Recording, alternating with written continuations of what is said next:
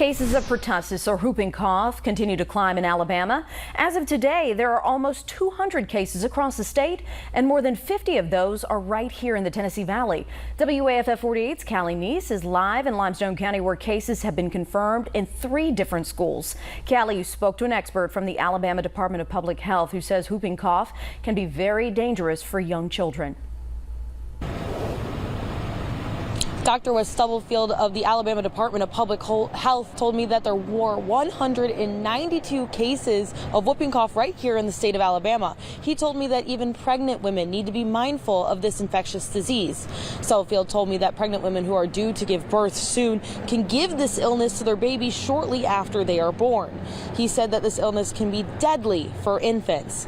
He wants to remind the public that they should be covering their mouths when coughing or sneezing and to get vaccinated. Stubblefield told me that the goal right now is to stop the spread to those who are immunocompromised, because for otherwise healthy people, whooping cough just looks like a nagging illness. We need to know who's most impacted by pertussis, and those are young infants and people that have immune system problems. So people that are immune compromised, so people that would be on chemotherapy, have a solid organ transplant, those that are on immunosuppressive drugs for other reasons. Those are the people that are most affected. Coming up at 5, I spoke with one parent whose son was in contact with someone who had whooping cough, and she said it's really scared her.